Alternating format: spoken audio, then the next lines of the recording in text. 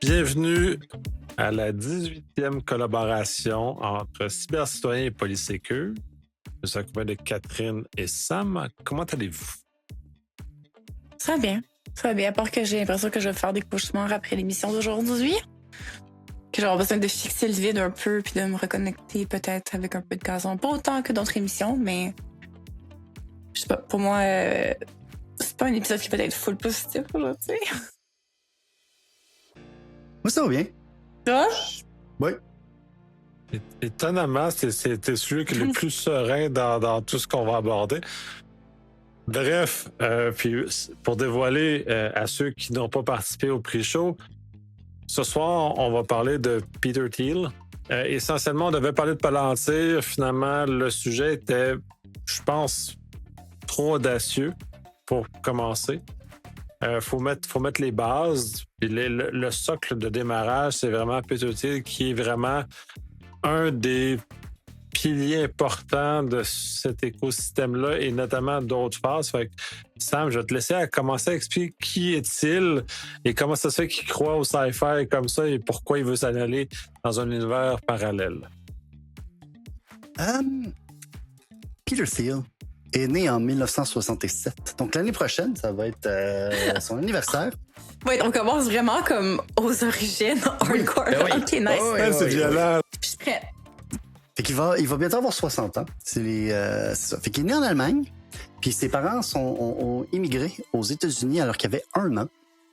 Comme beaucoup de sa gang, dont j'imagine que tu vas en mentionner plusieurs, Catherine, tantôt, là, il a vécu pendant son enfance en Afrique du Sud. Il y a comme l'Afrique du Sud revient souvent dans toute cette gang-là. Faut croire que ce pays-là a une influence néfaste sur les jeunes hommes.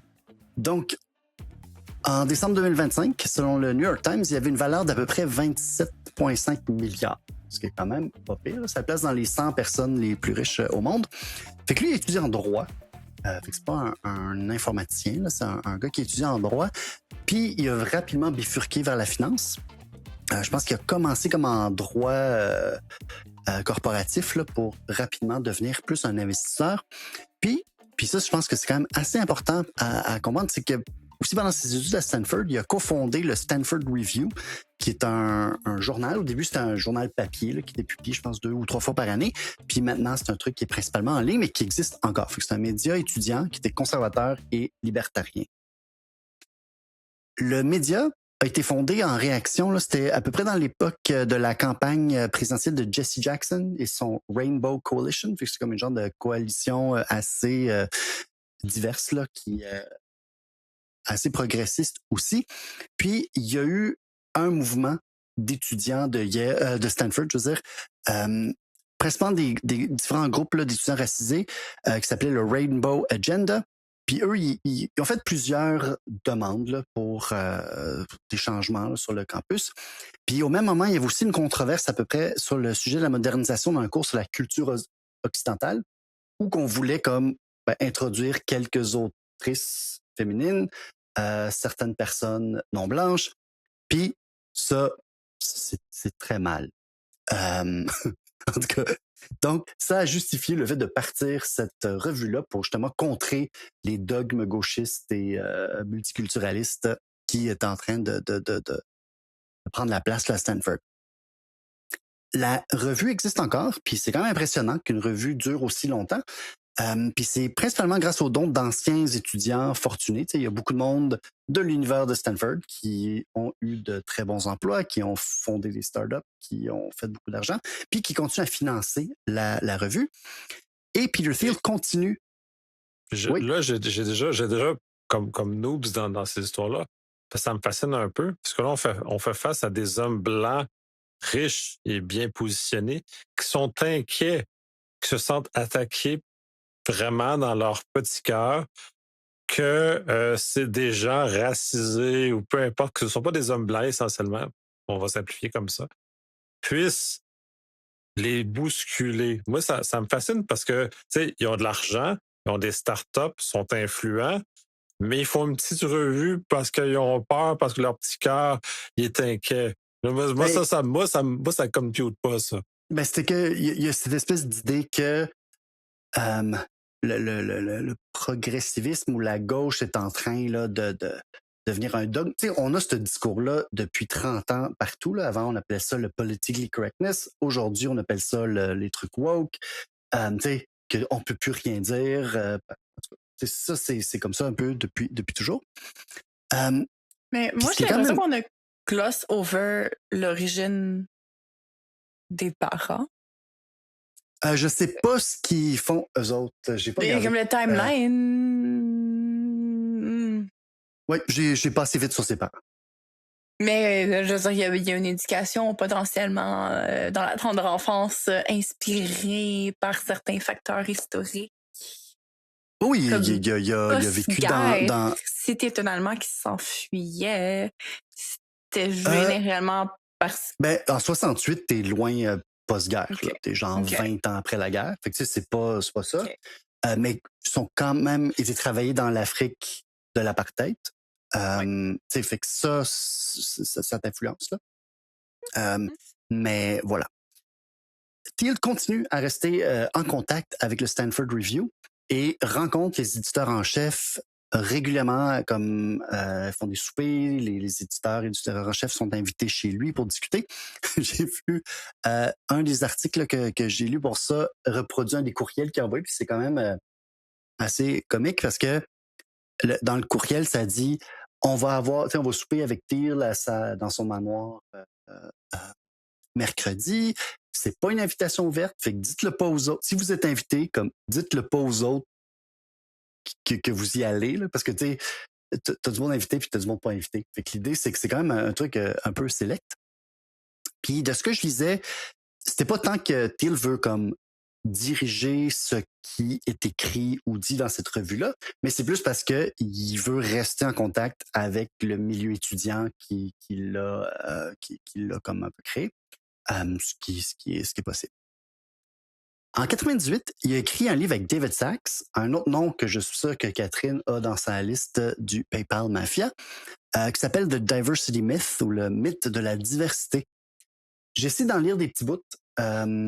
Un des thèmes, par exemple, qui revient dans ce livre-là, c'est que la lutte contre le harcèlement sexuel, là, c'est terrible parce que là, on peut même plus faire la cour. C'est rendu comme illégal de parler aux femmes parce qu'il y a des règlements contre le harcèlement I sexuel. wish, pour vrai. Genre, chaque fois que quelqu'un dit ça, je suis comme, please, I wish.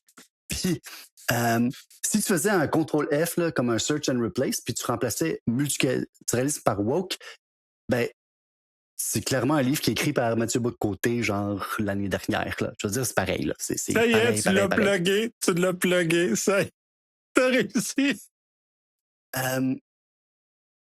Fait que c'est ça. Fait que là, jeune Peter Thiel retourne dans la Bay Area en 96. Puis il réussit à lever 1 million pour fonder sa compagnie d'investissement. Comme drôle, parce qu'en 96, je mangeais chez Pops, puis lui, il avait des amis qui pouvaient lui donner jusqu'à 1 million pour fonder une compagnie d'investissement. Il a cofondé l'entreprise Confinity en 98. Puis au début de l'entreprise, ça travaillait pour une solution de stockage sécurisée pour le Palm Pilot. Vous rappelez-vous du Palm Pilot? Ça, là, Oui, c'était tellement à c'est mode chez les drôle. docteurs, là. C'était vraiment à mode chez les docteurs. Pendant 3 ans, tous les docteurs avaient des Palm Pilot. Puis là, tu fais comme lire des choses sur ton Palm Pilot.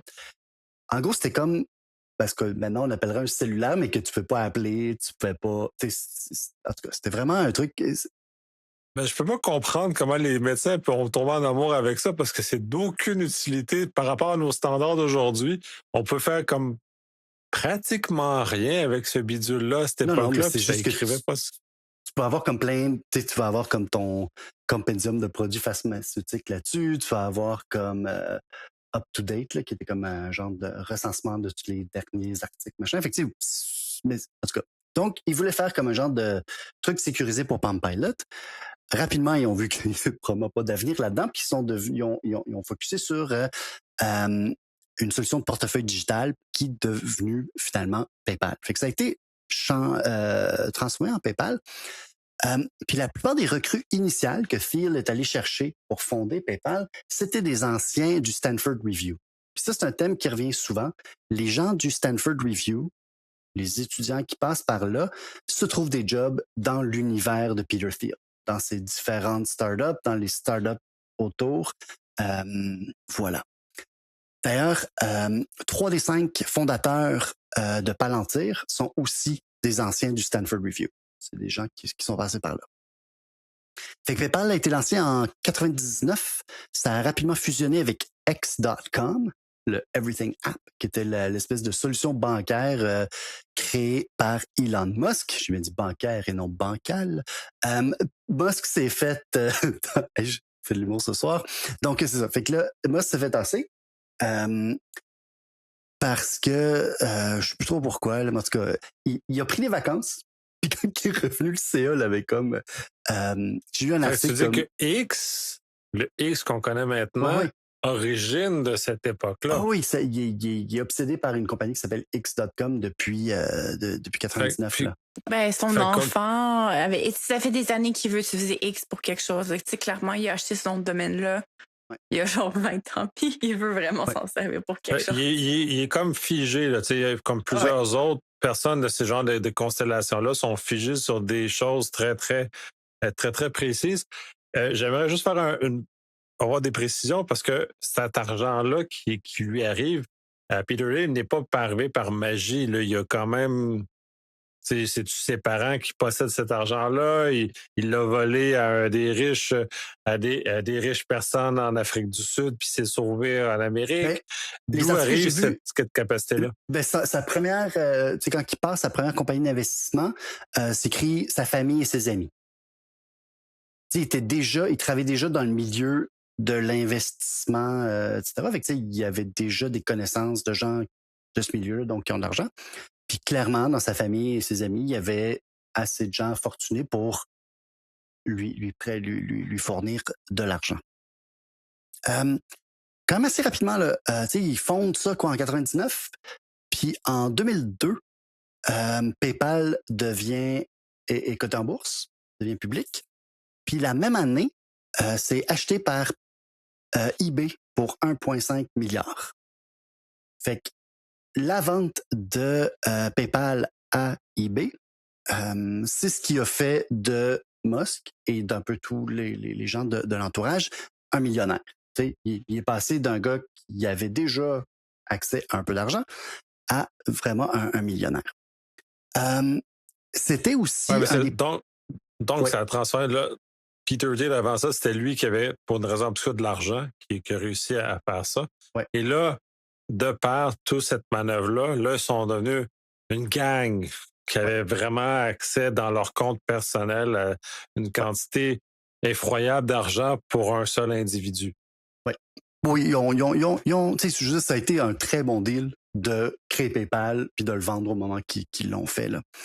Aussi, l'autre affaire qui a vraiment aidé Peter Thiel, c'est que ça a été c'était, je pense, le premier ou un des premiers investisseurs externes dans Facebook. C'est un des premiers à mettre de l'argent dans Facebook. Puis, il a fait un investissement initial de 500 000 $. Puis, en échange de ce 500 000 $, il recevait 10% de la compagnie. Puis je sais pas si vous avez déjà entendu parler de Facebook, mais c'est comme devenu pas mal gros après. Donc, PayPal a fait de lui un millionnaire, puis Facebook a fait de lui un milliardaire. Comme je pense qu'il est encore, ou en tout cas s'il l'était jusqu'à il y a récemment, sur le CA de Facebook. Mais il y aurait plus d'actions. Il les a vendues au fur et à mesure du temps. Fait que les actions s'en étaient parties. Mais c'est ça. C'est encore très, très simple. Puis, tu vas en parler, Catherine, là, mais tu sais, t'as toute cette gang-là d'investisseurs du début, même les ingénieurs, tu sais, ceux qui travaillaient sur le code et tout ça, qui étaient les premiers employés, parce que souvent, tu es payé comme en stock options, en pourcentage de la compagnie au début.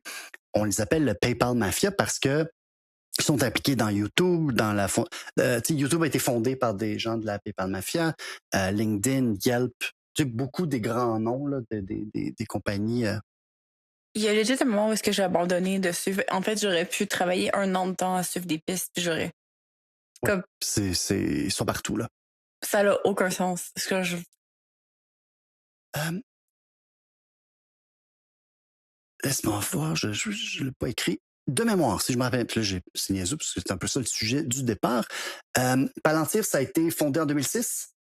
On va rapidement, on pourra rentrer plus en détail après, là, mais qu'est-ce que c'est Palantir? C'est une compagnie de données. Donc, ce qu'ils font, c'est qu'ils offrent une façon de nettoyer, classer et chercher et mettre en lien des données. Donc, il y a Ouais, deux grandes. je vais Euh, rajouter un peu là-dessus parce que Palantir, j'ai connu avant que ça devienne le diable qu'on connaît maintenant. Euh, il y a quand même presque 20 ans de ça. Dans les débuts, c'est un outil qui était excessivement utile pour les enquêtes, justement, pour arriver à ce que tu mentionnes. Quand on faisait de l'enquête interne, l'enquête policière, peu importe, de façon légitime, c'était très utile pour organiser l'information qu'on avait en main et d'arriver à quelque chose. Ça précède largement l'intelligence artificielle, ça précède largement la surveillance de masse qu'on a maintenant, mais ça, c'était les origines sur lesquelles moi, j'ai connu Palantir. Maintenant, j'ai dormi en dessous d'une roche, puis je me suis réveillé, puis pouf, c'était le diable en personne. Je disais que oui, mais quand je l'ai connu, c'était pas le diable en personne, puis là, pouf, il s'est passé quelque chose. Le dos de frisé qui dit plein d'affaires bizarres maintenant dans les médias. Il est comme sorti de nulle part, comme un lutin ou Un gnome. comme un gnome qui sort de choses. Tu fais comme, ouais, t'étais où toi avant? Il est ben, comme émergé. Puis là, c'est devenu comme ce qu'on connaît maintenant et un peu le diable j'ai écouté incarné. une entrevue avec deux personnes, c'est des organisatrices d'une campagne qui s'appelle Purge Palantir, là, qui essaye de essayer que les politiciens démocrates, là, parce que républicains, ils ne s'essayent pas, mais que les politiciens démocrates fassent des déclarations comme quoi qu'ils accepteront pas de l'argent de Palantir. Puis qu'ils vont, tu sais, comme ne pas donner des contrats à Palantir, etc. Puis, tu sais, ils disaient que, que Palantir fait pas rien que personne d'autre fait. Là. C'est pas, il y a plusieurs autres compagnies qui font le même genre de travail, le même genre de logiciel. Même en regardant sur Reddit, des gens expliquaient voici comment tu veux le faire de façon open source, à peu près ce qu'ils font. C'est sûr que, bon, tu n'auras peut-être pas toutes les fonctionnalités puis le beau UI, tout ça. Mais un des, comment dire, des traits qui a fait de Palantir le méchant dont on parle aujourd'hui, c'est que c'est la compagnie qui dira pas non. Donc, si toi, tu dis, moi, j'ai besoin d'une solution pour tuer des Palestiniens, Palantir va dire, OK, tu veux une solution pour qu'on puisse t'aider à choisir des cibles? On va te le faire. Et donc, c'est là-dessus. Ils sont utilisés par ICE pour aider justement à passer à travers des tonnes et des tonnes de données pour justement essayer de trouver, traquer, identifier des personnes à déporter. Il y a tout ça. C'est que d'autres compagnies vont dire, ouais, ça, on ne touchera pas à ça parce que, moralement, C'est ça, on c'est n'est la pas sûr. souplesse morale, le Palantir qui l'a fait, Euh, ce qui est rendu maintenant. C'est plus que c'est de la ça. souplesse rendre là, mais, Tu sais, bon, mais mais ton point me fait on parle de penser, ouais. souplesse parce qu'on a quand même le fait que Anthropic est quand même lié avec Palantir et Anthropic a fait comme un geste qui n'est pas aligné avec la souplesse morale de Palantir. Fait que cet écosystème-là, Ouais. en tout cas, bref, ça me fascine, mais oui, Catherine. Mais ça me fait penser à, tu sais, justement, le principe que tu dis, il y a 20 ans, c'était pas evil, mais c'est comme, il y a 20, tu sais, pas 20 ans, mais tu sais, comme il y a 15 ans, quand j'étais en marketing, puis j'analysais des fichiers complètement débiles de données, là. Puis j'étais comme, mais ça n'a pas de sens, c'est dangereux. Puis qu'on se disait, c'est pas grave, Catherine. C'est comme, pour faire quelque chose de mal avec ces données-là, il faudrait qu'il y ait un IA qui existe, puis on n'est pas rendu là. Fait que, tu sais, ce que tu dis d'il y a 20 ans, c'est que c'était exactement ça. C'est, ouais, on a toutes ces données-là, mais c'est traité par un humain, puis c'est pas grave, puis c'est pas dangereux, parce qu'il y a pas d'IA pour les traiter, puis ça serait juste dangereux dans le contexte d'un IA. Mais là, les IA sont là. C'est rendu Ouais. dangereux. Puis, peut-être dernier point là, avant de continuer sur l'histoire de Thiel, récemment, puis là, Palantir disent non, non, non, on fait pas ça. Mais il y a quand même plusieurs médias, New York Times, etc., qui ont publié des articles comme quoi qu'il y a un projet de centralisation des bases de données de l'État américain qui serait piloté par Palantir. Puis c'est ça qu'ils font, là, comme mettre plein de sources de données ensemble, parce que comme quand on traite des données, ce qui est difficile souvent, c'est qu'elles sont dans des formats différents, elles sont sur des supports différents, elles sont dans un langage différent. Puis justement, ce que Palantir permet, c'est de prendre tout ce chaos-là, puis d'en faire quelque chose que tu es capable d'utiliser, puis tu peux poser des questions, puis essayer de trouver des réponses, etc. Fait que c'est quand même un peu inquiétant. J'aimerais vous parler de Gawker. Gawker, moi, j'ai pas connu ça, même si théoriquement, je suis de l'âge d'avoir connu ça, mais je pense que j'étais comme pas assez millénial. Là. Je suis peut-être juste trop vieux. Mais dans une génération comme de gens des médias, Gawker, c'était quand même un big deal. C'était quelque chose d'important. C'est un média un peu à sensation. Puis, eux, il y avait un de leurs sites qui s'appelait Valleywag, qui est un genre de site de potin sur la Silicon Valley, puis qui appartenait à Gawker. Puis, en 2007, ils ont publié un article dont le titre c'était Peter Thiel is totally gay people. Fait qu'en gros, ils ont outé Peter Thiel comme étant homosexuel. Ce que Peter Thiel n'a pas aimé. Dans une entrevue, il a comparé Gawker à Al-Qaïda. Il a dit qu'il ne voyait pas trop la différence entre les journalistes de Gawker et Al-Qaïda. Donc, voilà. Puis, c'est ça. Fait que Thiel a mis ça dans son sac. Et comme on dit, là, la vengeance... Son livre noir de revanche. Oui, c'est ça. La vengeance est un plat qui se mange froid. Mais si tu attaques, ça veut dire que c'était vrai dans les faits. Là, c'est vrai. Non, mais l'affaire, c'est que je sais c'est quoi le punch de ton histoire, puis j'ai vraiment hâte que tu as. Mais Thiel est gay. Je veux dire, c'est juste que tout le monde dit c'est un secret de polichinelle, tout le monde le savait, mais c'est juste pas officiellement public. Puis Thiel, c'est quand même quelqu'un de privé. C'est pas un Musk là, qui s'exhibe. Thiel, c'est le gars qui est derrière les coulisses. Puis que c'est ça. Donc, en 2012, Gawker publie une vidéo de Hulk Hogan qui avait des rapports sexuels avec la femme de son ami. Donc, il y avait un sextape qui circulait, puis Gawker publie ça. On peut se questionner sur la moralité de publier cette vidéo-là, mais bon. Hogan intente une poursuite pour faire retirer la vidéo. De ce que je comprends assez rapidement, la vidéo est retirée, mais il y a d'autres poursuites qui sont intentées. Puis, finalement, il y a un procès qui débute en mars 2016, puis un jury floridien accorde à Lex Luthor des dommages d'à peu près 140 millions. Puis ça tue Gawker. Fait qu'en 2016, je pense en juin 2016, là, Gawker se place sous la protection de la faillite. Ils ferment leur bureau, le média est mort. Puis, juste avant, on apprenait, Forbes avait publié un article pour qu'on apprenne que c'est Peter Thiel qui a financé la poursuite de Hogan. Parce qu'Hogan n'avait pas les moyens. Puis Thiel a payé, je pense qu'il a dépensé à peu près 10 millions sur cette période-là pour payer les avocats. Puis il y a eu plusieurs poursuites d'intenter, etc. Fait qu'on voit que c'est ça. C'est quelqu'un qui attend, qui trouve le bon moment. Puis lui, il a dit, moi, j'ai fait ça parce que pourquoi pas, j'ai le droit de faire ça. Puis si les gens veulent se rallier pour sauver Gawker, mais ils ont juste à payer puis à donner de l'argent. Ils vont sauver. C'est pas la seule fois que Thiel utilise son argent à des fins autres que purement business, disons. Fait que je sais pas si vous avez entendu, c'est un personnage pas très connu, J.D. Vance. Il y a un poste pas super important là, comme vice-président des États-Unis, petit pays. En tout cas, la plupart des gens sont pas capables de le montrer sur une carte, là, surtout dans le pays en question. Fait que J.D. Vance a rencontré Thiel en 2011 lorsque le milliardaire a donné une conférence à Yale, parce que J.D. Vance étudiait le droit à Yale. Puis supposément que cette conférence à Yale, ça a été comme le summum de son temps à l'université. Thiel devient un genre de mentor pour Vance. Puis finalement, il abandonne aussi le droit pour pour s'en aller vers la finance puis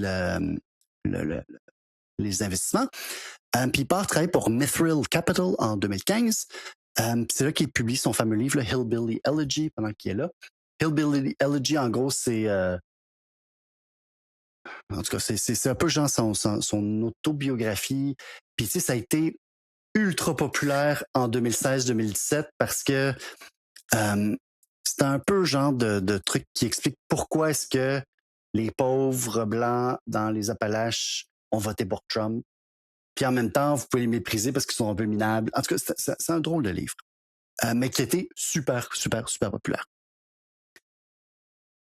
Les Tolkien Heads dans la salle ont probablement compris. Mithril Capital, Palantir, c'est toutes des références au Seigneur des Anneaux. Là. C'est des nerds. Il n'y a rien contre être des nerds, mais bon. Nous sommes tous... non, mais ils sont vraiment... Puis ça transcende beaucoup, beaucoup de choses dans leur mythologie interne. Puis c'est assez fascinant, d'ailleurs, d'y retrouver cette espèce d'état de mythologie et cette quête, parce que ça vient aussi moduler la quête de ces individus-là.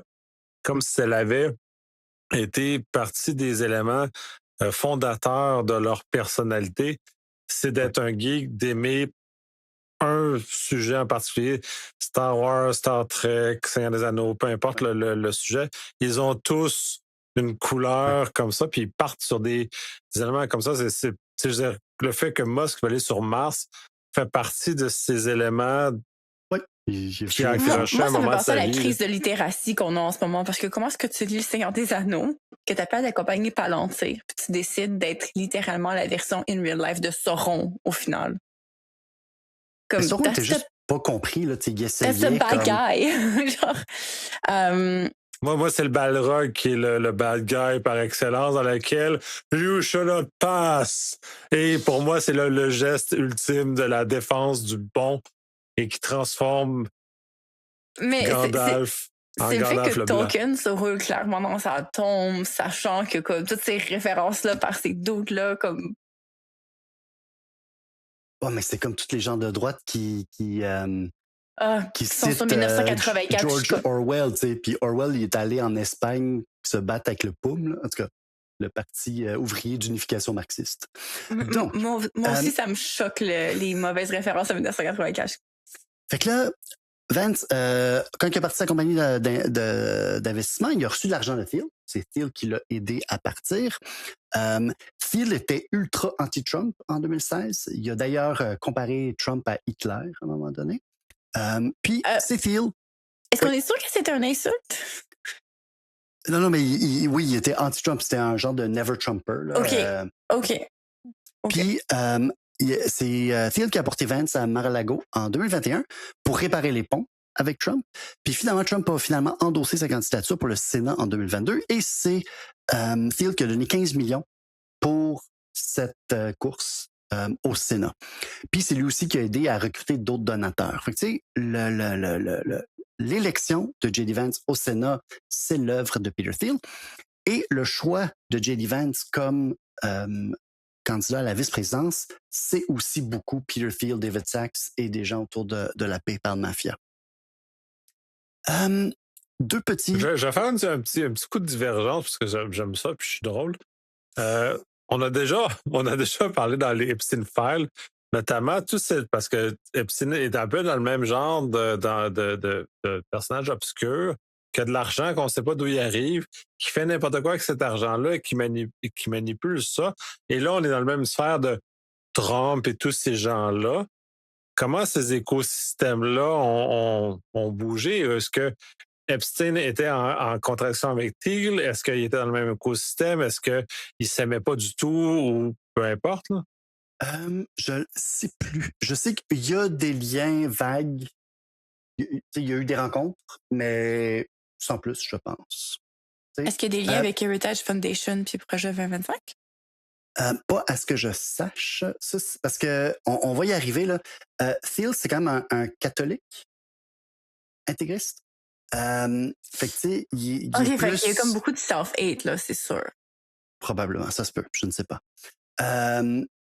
Mais, tu sais, ça a pris du temps avant que Epstein s'intéresse à la Silicon Valley, mais à un moment donné, tu sais, il voulait s'intéresser, puis oui, il y a eu des rencontres avec Musk, avec Thiel, il a rencontré ces gens-là parce qu'il voulait comprendre ce monde-là puis savoir est-ce que je peux faire du cash en investissant dans des affaires. Fait que il y a eu des liens. Est-ce que c'était des chums, des amis? Je sais pas. Je pense, j'ai pas l'impression de ce que On se rappelle que les courriels d'Elon Musk étaient qu'il avait l'air d'essayer vraiment fort de connecter. Oui. Is there a party? Can I come and party? Ouais, c'était un peu ça, là. L'autre qui est non, il n'y a pas de party, là. Non. Deux petits détails avant le groupe Dialogue, ça, c'est intéressant. C'est sorti récent. D'ailleurs, on l'aime d'amour, Catherine et moi. Est-ce que tu te rappelles de Maya Arson Crime You? C'est une hacker en Hollande, en Allemagne, en tout cas en Europe, là. C'est une hacker activiste suisse. Elle est en Suisse, c'est ça. Celle qui elle a fait bien des affaires sur des de hacker des compagnies de spyware, là, de logiciels espions, puis genre de domper leur code en ligne. Tu sais, on l'aime d'amour. C'est aussi elle qui avait comme trouvé le no-fly list. Chat sur son truc, hein? Ouais, avec le petit chat. Ouais, c'est ça que je me rappelle. Le petit chat qui se promène sur son site. Puis c'est elle qui a trouvé ça. Puis supposément qu'il y avait comme zéro sécurité. Dans le code source de la page, tu avais comme des listes d'invités. C'était comme un peu horrible. Mais Dialogue, c'était comme un genre de club privé qui organisait des conférences annuelles. Ça pouvait coûter jusqu'à 16 000 $ pour y aller, mais en même temps, ils donnaient des billets gratuits à des gens de temps en temps. Puis là, tu pouvais assister à des conférences sur How to Start a Cult ou comme toutes sortes de choses. Puis, tu sais, t'as des gens comme de l'OTAN, t'as des généraux, t'as des politiciens, t'as des journalistes, t'as des célébrités, t'as toutes sortes de monde qui viennent jaser de sujets X, Y, Z. Puis, c'était financé par Peter Thiel. Supposément qu'il allait plus ou il était pas souvent là lui-même, mais ça fait partie un peu des différents trucs là, dans lesquels il participait. Récemment, puis on revient au catholicisme, son gros dada, c'est l'Antéchrist. Il a fait plusieurs conférences sur le sujet de l'Antéchrist. C'est comme le sujet dont il parle le plus. Puis, c'est beaucoup basé là, sur... il est très influencé par le philosophe René Girard. J'ai pas lu du René Girard. De ce que je comprends bien, c'est comme un genre de pessimiste qui voit que le monde va mal, va de plus en plus mal, puis faut comme se préparer à ça. Si on prend le fait que c'est un nom francophone, ça serait pas dans la même lignée de genre Sartre et Camus du début du siècle dernier en France, de ces hommes blancs qui voient que le monde va finir, mais qui n'a jamais fini dans le réel, mais qui étaient Camus, c'était pas, terriblement... Non, ça c'est pas dans la même... non. Mais comme j'ai lu du Sartre, j'ai lu du Camus, mais j'ai pas lu du René Girard, fait que mais c'est pas dans la même veine. Puis,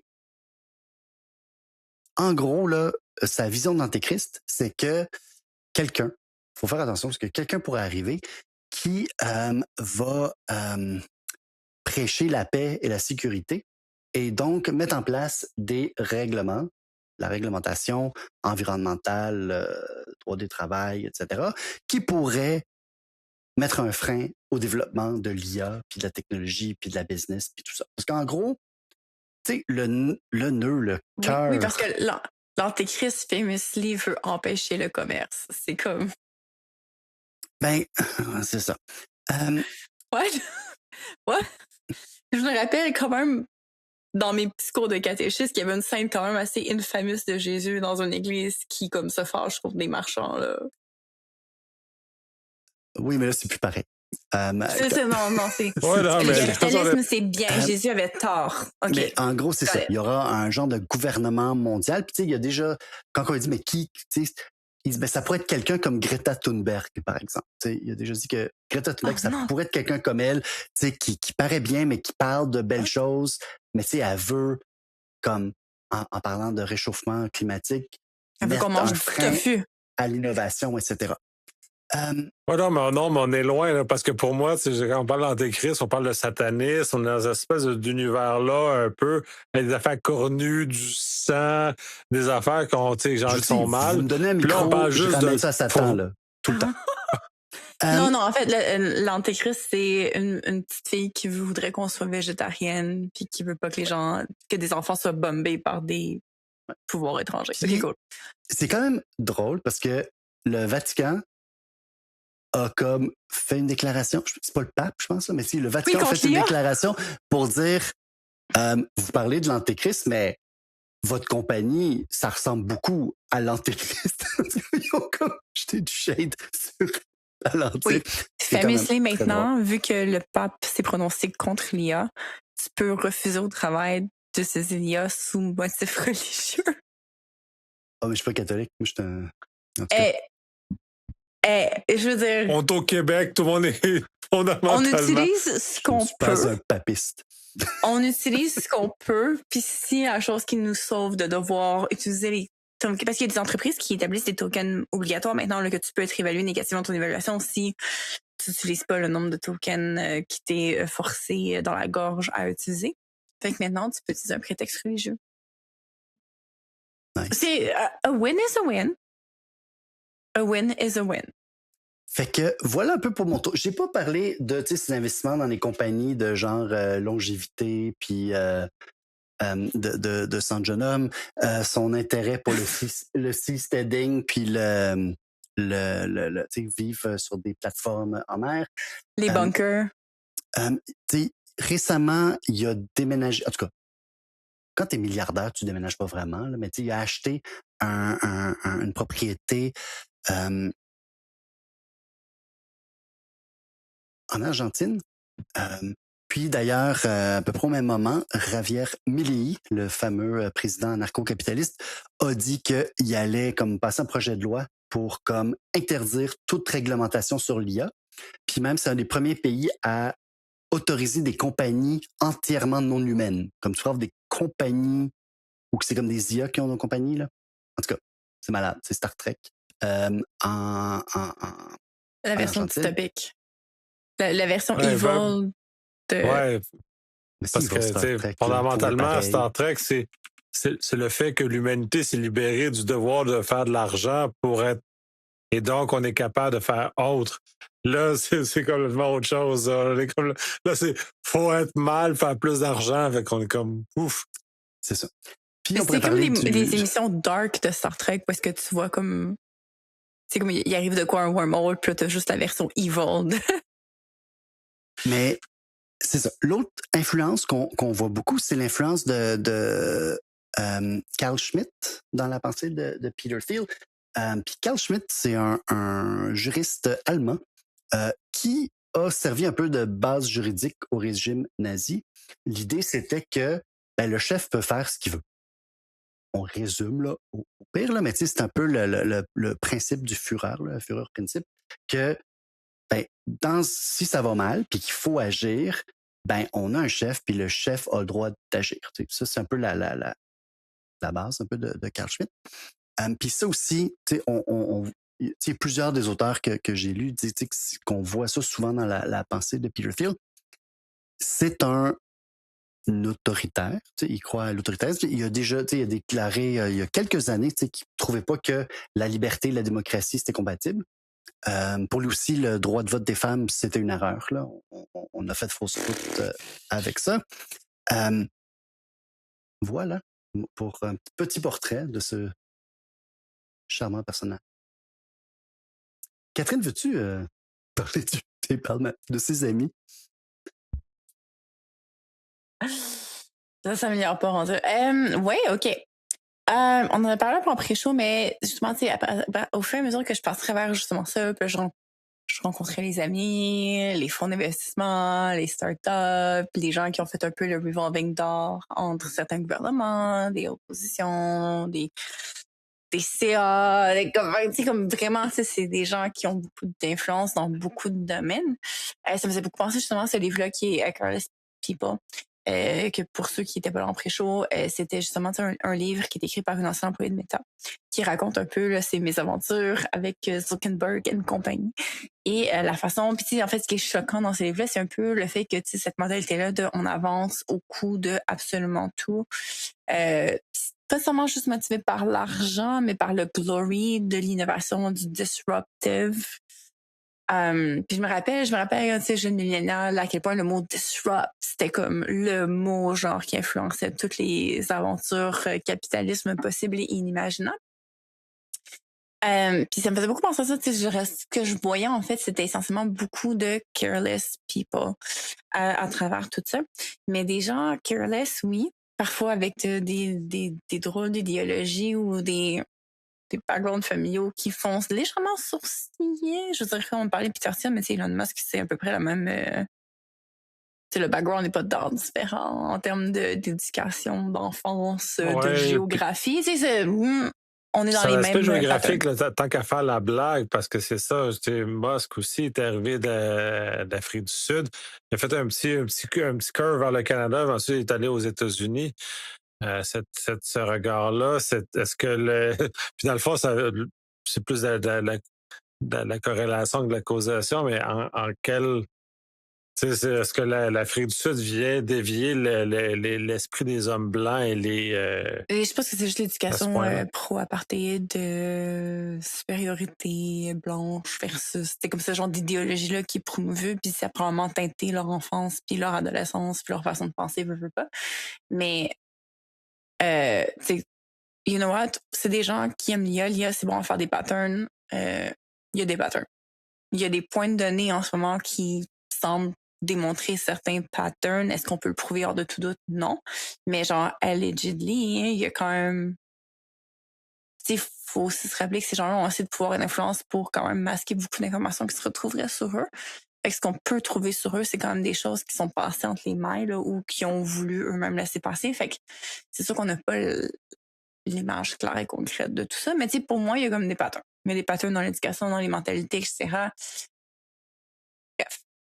Fait que, no careless people. Puis, tu sais, j'ai réfléchi à ça, puis je l'avais dit un peu, là, mais tu sais, si j'avais à nommer ma section, c'est tous les chemins mènent essentiellement à PayPal.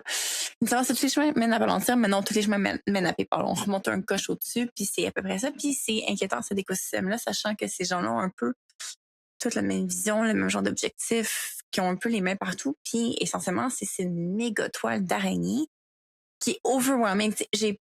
Ça fait depuis le dernier épisode là, que j'ai commencé, je googlais tranquillement, je faisais des recherches, blablabla. Puis j'ai accéléré au fur et à mesure qu'on s'approchait de l'émission. Je suis pas certaine que je pourrais passer au moins un autre 3 semaines, puis je trouverais encore des nouvelles compagnies qui sont reliées de près ou de loin à cet écosystème-là, notre fameuse PayPal Mafia. Puis tu sais, mon point de départ, quand j'ai commencé à rechercher l'implication de Palantir, entre autres, dans des gouvernements, parce que c'était beaucoup cet angle-là qui m'intéressait initialement. Puis il y a tout ce qui se passe justement au UK en ce moment, où est-ce que essentiellement Palantir est l'entreprise qui est payée beaucoup, beaucoup d'argent pour collecter les données du NHS, qui est essentiellement le système de santé du UK. Tu sais, le genre de données que tu veux qu'une entreprise complètement evil ait 100% accès à, définitivement. Puis, tu sais, leur objectif, c'était essentiellement de justement unifier, analyser d'énormes quantités de données de santé. À savoir, une des choses que je trouve particulièrement cocasse, c'est qu'au final, il semblerait que le système est vraiment pas efficace. Puis il y a beaucoup de. En fait, les gens s'en servent pas, même si l'argent a été mis, même si la donnée était connectée. Mais il y a comme plein d'autres sous-produits qui partent de ça, dont Foundry, qui est un produit propriétaire qui est utilisé pour faire l'analyse des données. En fait, il y a la partie collecte, puis il y a la partie analyse des données. Puis essentiellement, ce qui est un peu inquiétant, c'est qu'il y a un système de verrouillage du fournisseur qui s'opère. Où est-ce que c'est un peu comme quand t'es pogné dans l'écosystème Apple ou Google. T'es dans un écosystème puis t'es comme un peu pris dedans. Puis il n'y a pas vraiment de façon efficace de s'en sortir. Fait que le problème en ce moment, c'est que NHS est un peu prisonnier parce que les données ont toutes été transférées puis il n'y a pas vraiment de façon de sortir de l'écosystème. Fait qu'il y a plein de trucs, là, on en a parlé brièvement. Est-ce qu'il y a des liens, c'est des clients, il y a comme passation d'argent à travers tout ça. Les forces de défense israéliennes qui vont se servir aussi de certains produits IA qui sont reliés de près ou de loin. Puis la quantité d'argent est quand même impressionnante. On parle des 330 millions. C'est beaucoup, beaucoup, beaucoup d'argent. Une des choses qui m'avait inquiétée dans mes recherches, c'est entre autres le fait qu'il y avait un des journalistes qui avait voulu rechercher un peu justement ce qui se passait avec ce produit-là au niveau du UK. Puis en fait, il y a un parti politique qui était très pro l'utilisation de ce produit-là essentiellement, qui avait engagé une firme de PR qui était quand même controversée pour quelques dollars pour faire des investigations sur les journalistes qui essayaient un peu là, d'enquêter sur justement pourquoi ce contrôle avait passé auprès du gouvernement. À savoir, c'est pas une situation unique, ce genre de truc-là, des partis qui sont financés par des groupes un peu externes pour enquêter sur des journalistes puis mettre de la pression essentiellement sur les journalistes. En fait, essentiellement, quand je travaillais chez Radio-Canada, ça faisait partie de mes tâches, là, de comme quand il y avait ce genre de situation-là, qu'on avait un projet un petit peu plus risqué, puis qu'un journaliste avait l'impression qu'il y avait une vanne blanche mystérieuse qui était apparue dans son cul-de-sac. Puis on se rendait compte que c'était une firme d'investigation ou une firme whatever qui avait été payée par. Tu sais, c'est quand même quelque chose de fréquent, mais quand même, c'est fréquent, mais c'est quand même amoral. Là. Je pense que ça, en tant que journaliste, tu peux comme affirmer hautement que c'est clairement inacceptable comme situation qu'un parti politique fasse une pression sur des journalistes lorsqu'ils font enquête.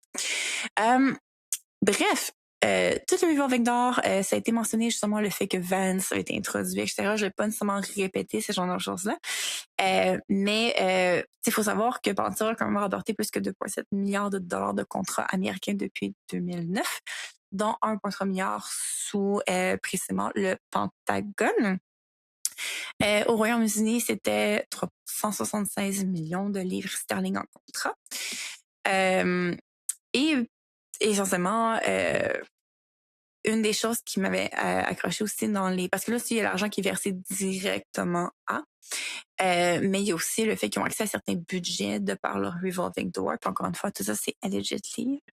Hein? C'est pas parce que tu as déjà travaillé pour une entreprise que tu es nécessairement lié par le sang dans un pacte satanique pour toute la vie.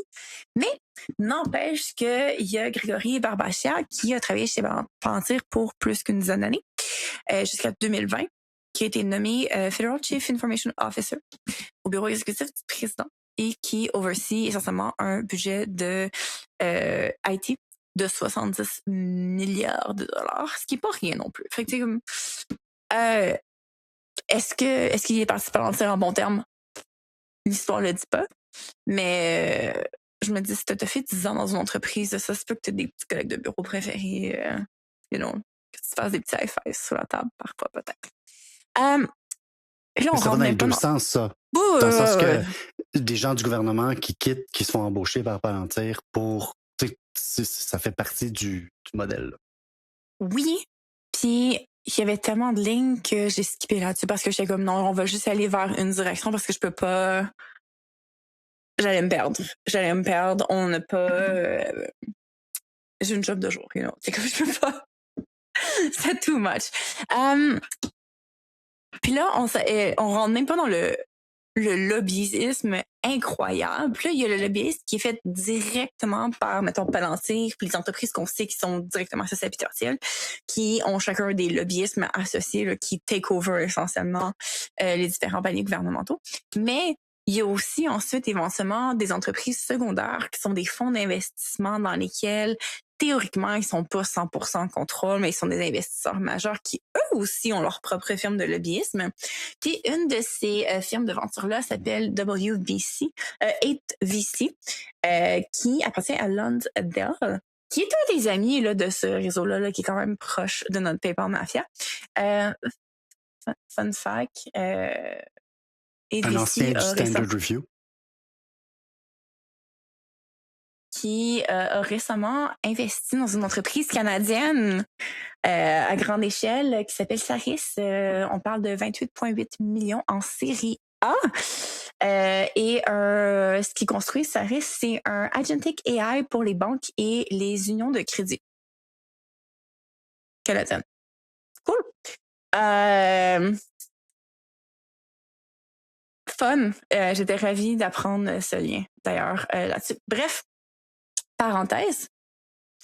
Puis on parle même pas non plus de tous les nombreux dîners, drinks, cocktails, vacances, salons.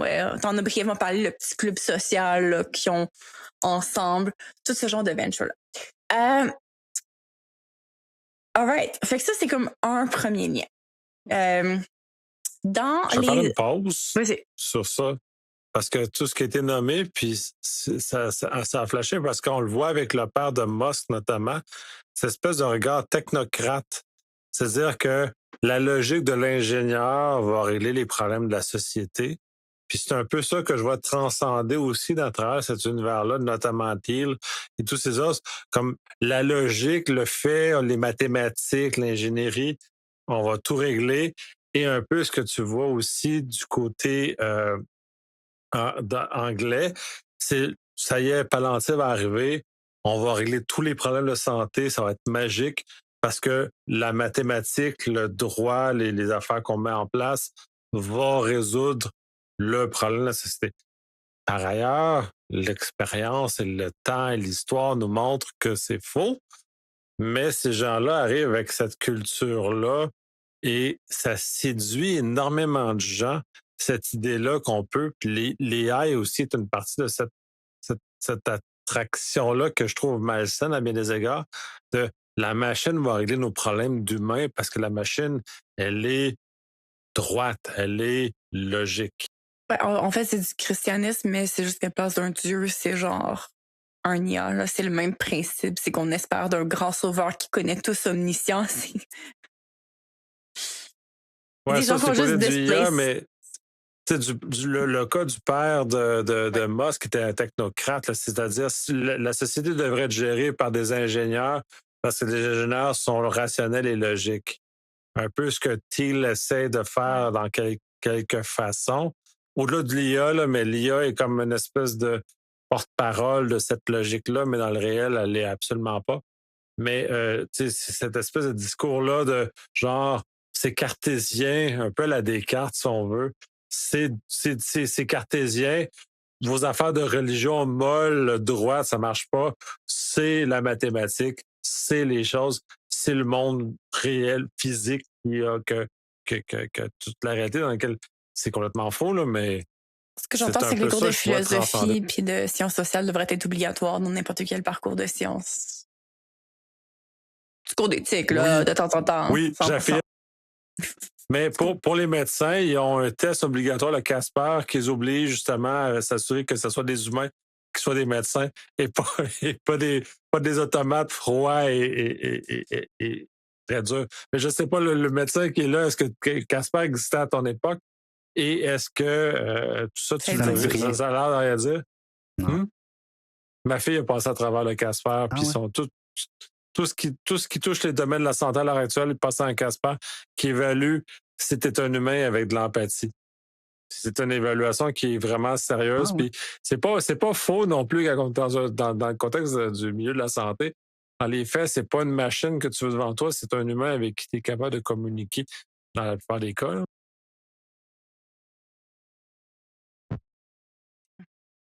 Vous pouvez repartir. All right. Mais tu vois, je m'étais pas tant attardée, mais j'ai quand même quelques noms de gens, là, entre autres Greg Little, qui était un des premiers officiels du Pentagone à runner ce qui s'appelait le Digital and Artificial Intelligence Office, CDAO.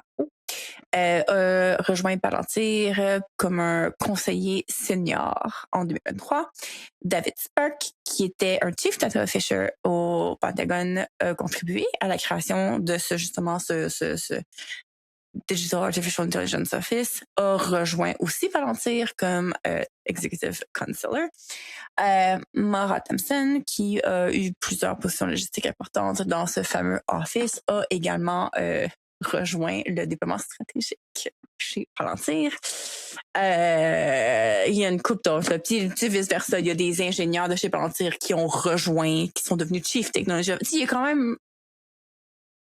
Ils se sont joués.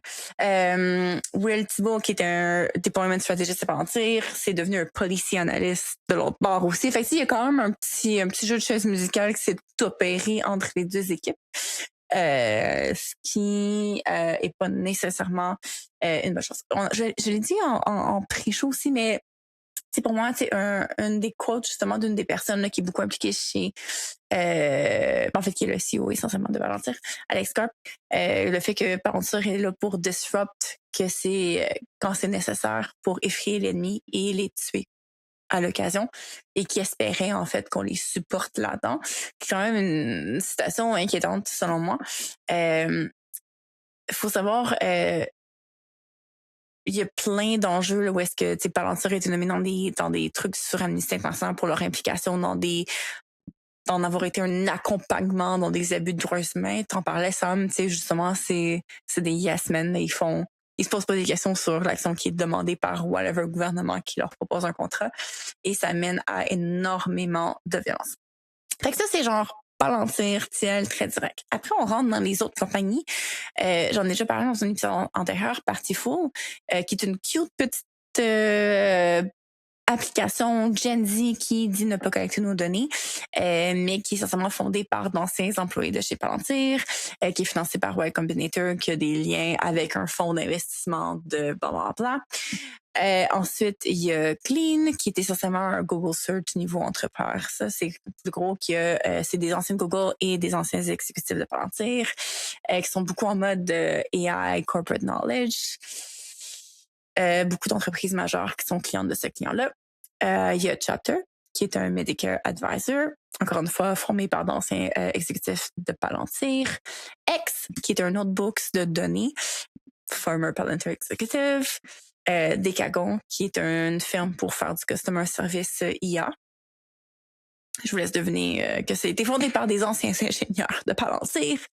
Là, si on sort des anciens de Palantir, parce qu'encore une fois, c'est pas parce que ton employeur a été evil que tu es nécessairement toi-même evil. D'ailleurs, c'est une des trucs que je vois sur la page là, de Partiful, où est-ce que les employés disent oui, on est des anciens de Palantir, mais on voulait faire quelque chose qui était plus proche de nos valeurs.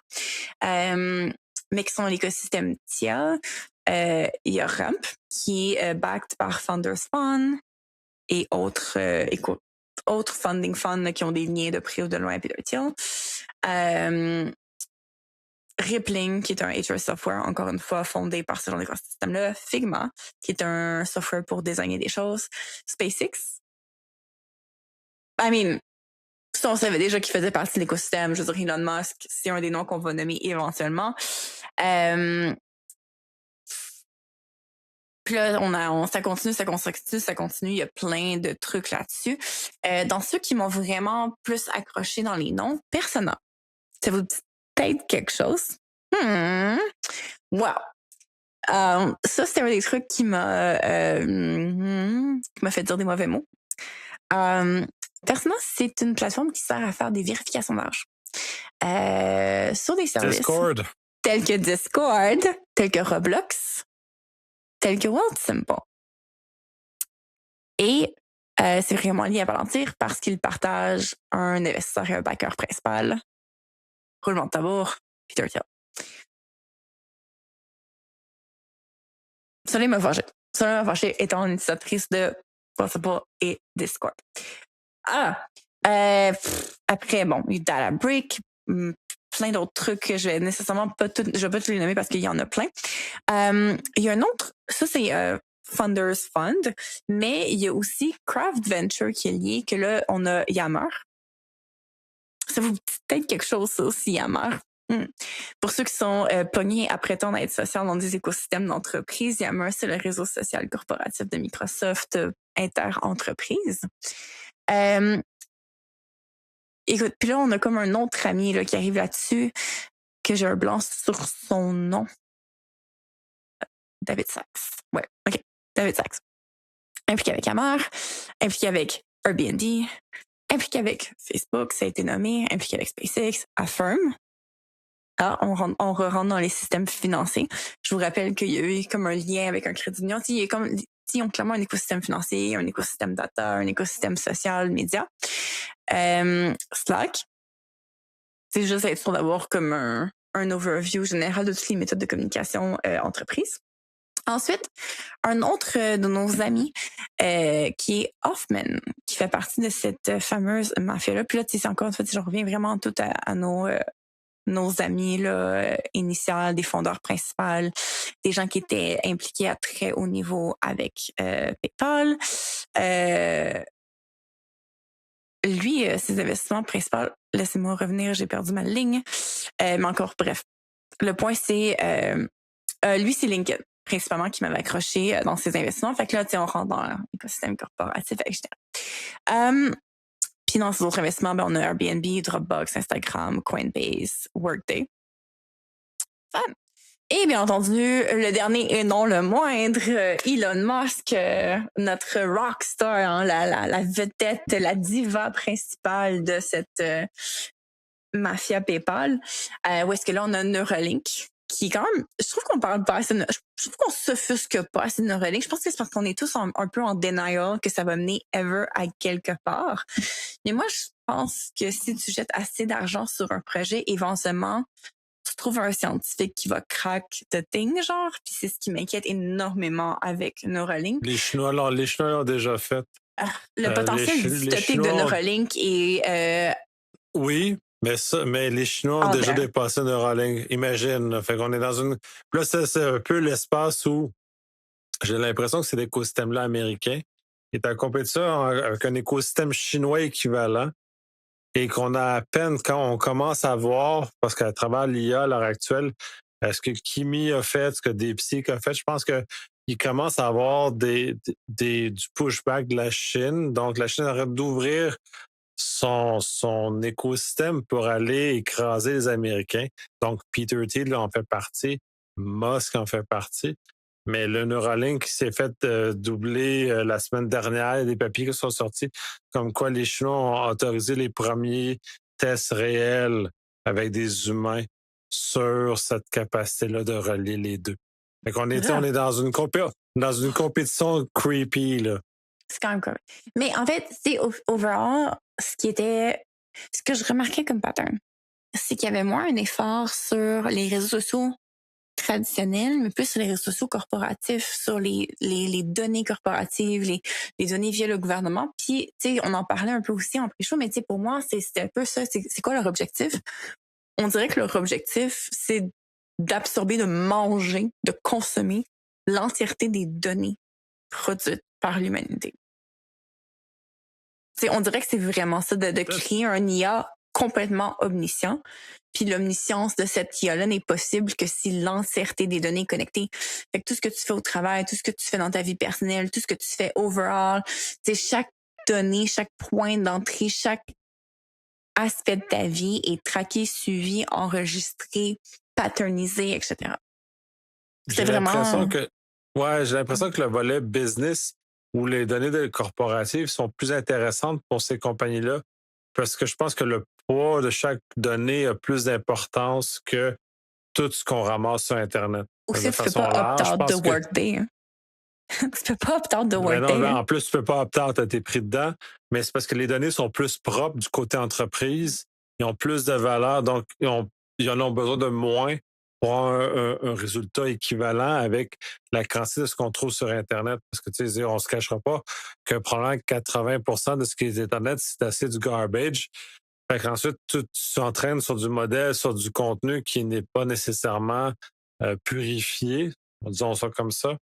Et par rapport aux choses d'entreprise, ton Workday, il est propre parce que tu veux que ce soit propre. Il est fait, tu es capable de voir les comportements des gens, à quel moment ils rentrent au travail, à quel moment ils sortent, parce que Microsoft, avec tout son volet Viva, machin, ben, il vient surveiller tout ce que les gens font quand ils rentrent, quand ils font, comment ils sont actifs et tout ça. Donc, toutes les données entreprises donnent un cycle de vie et que c'est beaucoup plus fiable puis il y a beaucoup moins besoin de données tiers pour corroborer parce que tu es pris dans ta prison du travail. Fait que c'est sûr que quand tu arrives à 8 puis tu termines à 16, ben c'est clair. Ce que tu fais entre les deux, c'est clair. Il n'y a pas d'ambiguïté que tu es en train de faire d'autres choses et tout se descend comme ça. Et au point où il y a des entreprises qui maintenant, le degré de surveillance qu'ils ont sur les employés, il est juste dégueulasse.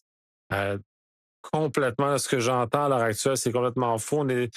On est Ah, en ben train oui, de il y avait une nouvelle transformer update le. Microsoft fantastique qui pouvait détecter si ton téléphone adresse IP, la localisation était différente de celle de ton ordinateur. Et là, au cas où est-ce que tu cours au dépanneur sur les heures de travail. Genre. Horrible. Ça en est une, mais il y en a d'autres encore plus creepy que ça qui sont en action. Et le niveau de surveillance que les employeurs font sur les employés n'a juste plus aucun sens. On a comme perdu tout sens commun et ça en fait partie de ça, cette espèce d'univers-là qui est alimenté. Et on est en train de se transformer tranquillement dans les espèces de drones comme dans la Matrice, où on est cette espèce de petit point unique qui sert une machine qui est en dehors de nous. Et c'est moi, l'inquiétude, elle est comme ça. Autant on est une source d'énergie comme dans la Matrice, mais on est une source qui vient alimenter quelque chose qui est plus grand que nous, qui nous rend esclaves de de cet environnement-là. Moi, je sais qu'on Au-delà d'être dans vient une chose. à l'idée autoritaire. Tu peux contrôler 100% des gens si tu sais exactement tout ce qu'ils font en tout temps, à tout moment. Si tu contrôles les infrastructures bancaires, si tu contrôles les infrastructures de route, les tunnels, les voitures intelligentes, Musk, Tesla, si tu contrôles l'Internet via les satellites, si tu contrôles les domaines de santé, euh, on- tout, tout est interrelié essentiellement. Puis si tu as l'intégralité de tout ce qui se passe dans la vie des gens, mais ils peuvent pas se rébeller une fois que tu as installé ton petit gouvernement autoritaire. Là. Comment tu peux te rebeller, comment tu peux planifier une rébellion si tout est contrôlé? Puis, tu sais, on arrive à... Effectivement, puis je vais faire un shout-out parce que dans la conversation qu'on a, il y a quelqu'un qui a fait un qui a jumpé sur ma référence à la matrice, fait que je l'aime bien. Oui, Mais mais... bref, c'est. Oui, fait que tu sais, comme, puis tu sais, Musk est beaucoup dans les infrastructures, justement, à ce niveau-là. Fait que tu sais, on regardait, puis là, en plus de l'écosystème médiatique qui est associé avec Twitter, je refuse d'utiliser l'autre nom dessus. The Boring Company, c'est essentiellement ça, c'est des tunnels, c'est des infrastructures, c'est d'accompagner les municipalités dans la prise de décision. Oui. Bref, honnêtement, je pourrais probablement faire 4 autres heures d'exposition, nommer des compagnies, etc. Essentiellement, un des trucs qui est dangereux, en fait, que je remarque, puis c'est la raison pour laquelle ils ont autant les mains dans tout, c'est qu'ils contrôlent l'écosystème des startups au grand complet. Comme pratiquement tous les écosystèmes de startups dépendent des VC funds éventuellement, puis ces VC funds-là sont contrôlés par ces gens-là qui sont devenus riches depuis justement PayPal, puis qui vont financer, puis qui vont choisir les trucs. Fait que, tu sais, on a tout l'univers de collecte de données qui est vraiment présent, d'influence, de lobbyisme gouvernemental. On a les infrastructures d'un côté. Après, on a comme les côtés de données santé qui sont éventuellement ajoutés avec le concept de Neuralink qui me creep out à l'infini. L'IA, tous les systèmes d'IA, puis là, veux pas, tous sont impliqués dans toutes les IA de près ou de loin. Là. C'est pas une vraie compétition de quelle IA va gagner. Ils ont investi dans tout. C'est une fausse compétition. Là. C'est comme quand tu arrives à l'allée de yogourt puis tu penses que tu as un choix éclairé puis que même liberté appartient à General Mills. À ce point-ci, il n'y a plus rien qui est comme indépendant de quoi que ce soit. Pour ceux qui ne savaient pas que Liberté n'était plus une petite compagnie de yogourt indépendante, je suis vraiment désolée de briser votre cœur là-dessus. Puis, les venture capital sont essentiellement partout à travers le monde. Fait qu'est-ce qu'on peut faire? C'est comme les contrats de défense. Fait que, comme même si un gouvernement se rebellait à ce point-ci, les défenses entières de quasiment tous les pays sont impliqués avec whatever système que eux contrôlent. Les régulations d'IA sont influencées hautement par ça. Je veux dire, le gouvernement emploie ces entreprises-là qui ensuite proposent de l'IA. Tu sais, qu'est-ce qu'ils vont faire pour réglementer quand ils acceptent des millions de dollars, voire plus, et des petits dîners, des clubs sociaux. Je l'ai pas mentionné, Sam, mais le club social servait aussi de dating scene, ce qui est comme un autre. Oui. La sécurité nationale, on en parlait avec ICE qui contrôle les contrats, c'est creepy as hell. Puis essentiellement, toute notre souveraineté digitale, elle est en jeu. Toute notre vie privée, elle est en jeu. Ces entreprises-là, ces gens-là, qui ont les mains dans le pot à biscuits, ont pas des bonnes intentions, selon moi. Puis c'est vraiment dangereux, en fait, comme situation, je pense que c'est ça. On a parlé beaucoup des États-Unis. Tu as parlé du UK, mais le Canada aussi signé un contrat avec Palantir pour la défense nationale. Oui. Puis au mois de mai, il y a eu des révélations, je pense que c'est Radio-Canada, que le contrat finalement coûtait, je pense que c'est 3 fois plus que ce qui avait été annoncé. C'est supposé être 14 millions Puis finalement, c'était rendu à 44 millions. Puis la réponse de « Ah oui, ça va coûter 14 millions », ils savaient déjà que ça coûtait plus cher quand ils ont donné cette réponse-là. Le contrat disait déjà qu'il y avait déjà eu des ajouts, etc. J'ai regardé rapidement dans le registre des lobbyistes du Québec. Leur mandat est terminé, fait qu'il n'y a pas de lobbyiste en ce moment qui travaille pour Palantir au Québec, mais jusqu'en 2025, il y en avait un qui faisait. Puis j'avais regardé aussi au SEAO, c'est le système des appels d'offres. Là. Fait que Palantir n'a pas de contrat en ce moment au Québec, mais ça pourrait arriver qu'un corps policier, je pense que c'est pas en Ontario peut-être qu'il y avait les corps policiers. C'était Flock en Ontario. C'est Flock. J'ai pas réussi à trouver. Tu sais, sachant à quel point je suis complètement obsédée par Flock, j'ai activement recherché voir s'il y avait pas un lien que je peux trouver. Pas vraiment. En théorie, les serveurs sont pas bien. En théorie. Fait qu'il n'y a pas de lien. Fait qu'on n'est pas à l'abri au Canada non plus. C'est ça. Puis ce que l'article quand même dévoile, c'est qu'on ne sait pas non plus qu'est-ce qu'ils font parce que le contrat est caviardé comme c'est pas possible.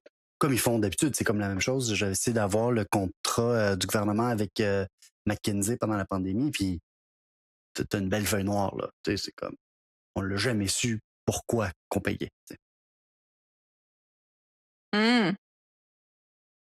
OK. I mean, il y a beaucoup de l'écosystème, c'est 8VC, celui-là. Là. Il est quand même très actif au Canada. Fait il y a un de ces buddy lists là qui aime beaucoup investir dans les startups canadiennes. Puis j'ai regardé s'il y avait des liens directs avec des universités. Non. Mais après, tu sais, dans le fond, c'est ce qui se passe, c'est que ces universités-là font des compétitions de startups qui invitent des VC. Puis là, ces VC-là, eux vont. Puis dans ces VC-là, ben justement, encore une fois, c'est comme le faux choix. T'en as comme quelques-uns qui sont énormes. Puis c'est toute la même gang d'amis, essentiellement. Mais ouais, 8VC était quand même très actif au Canada. Il y a quand même beaucoup d'entreprises.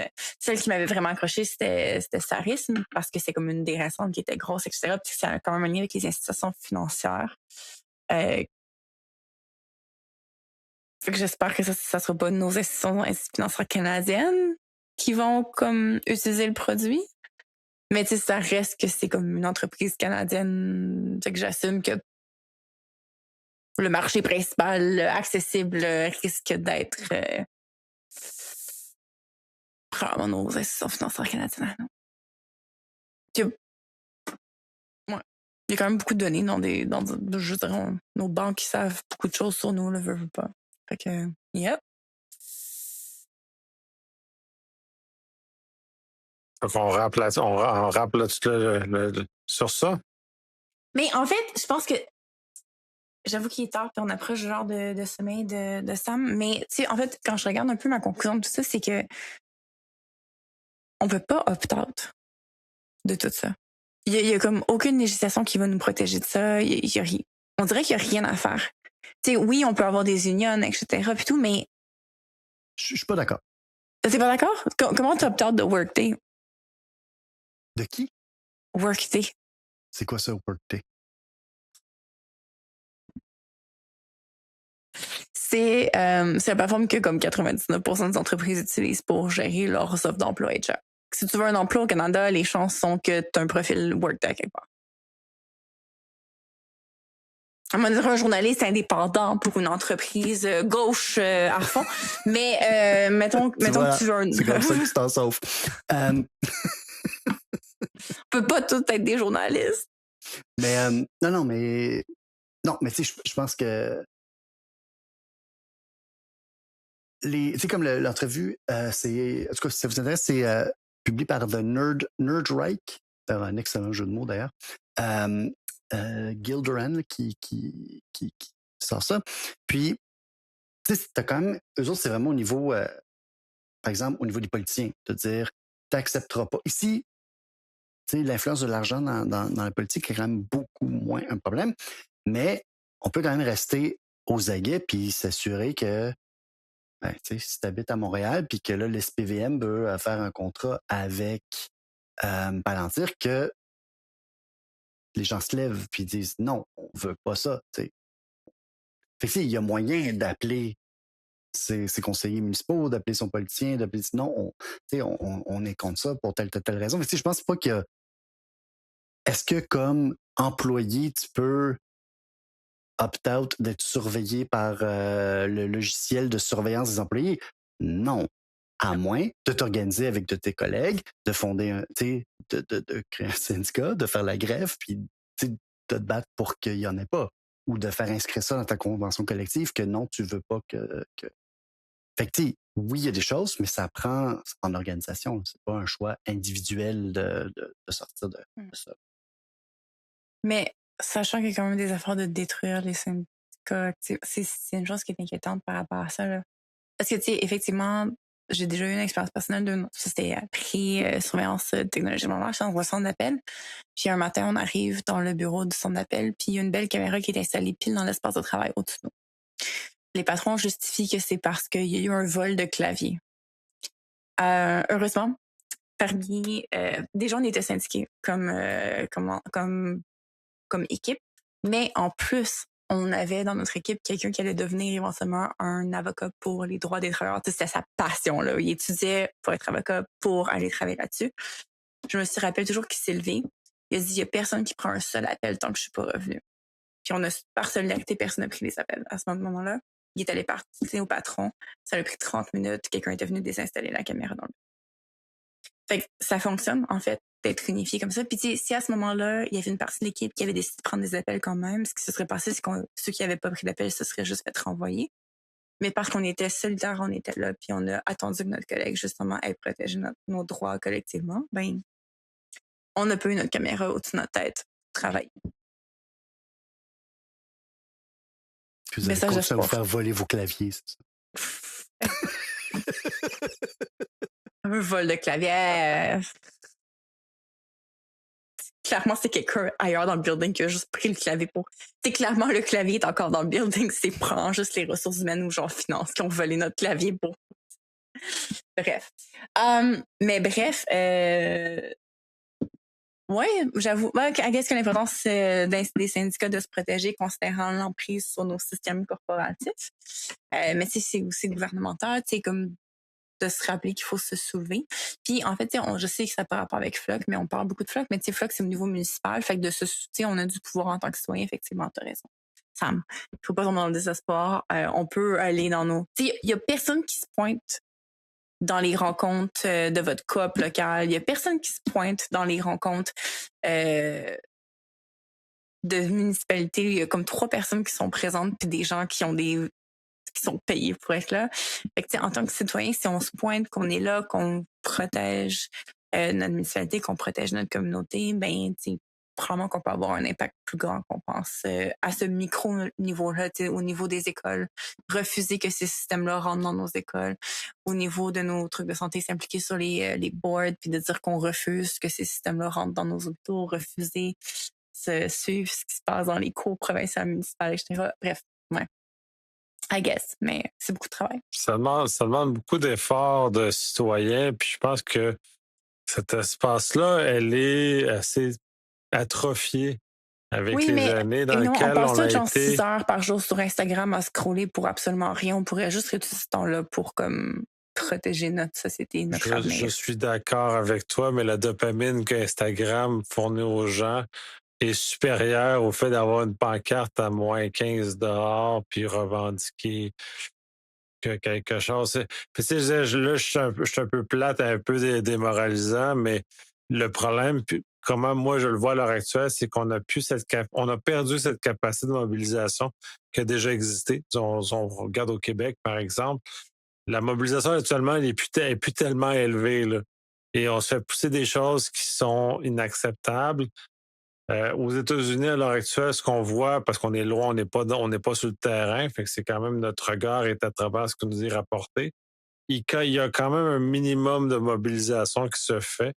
Et c'est heureux de voir ce degré de mobilisation qu'on voit aux États-Unis, parce que leur situation, elle est 1 million de fois pire que la nôtre au Canada.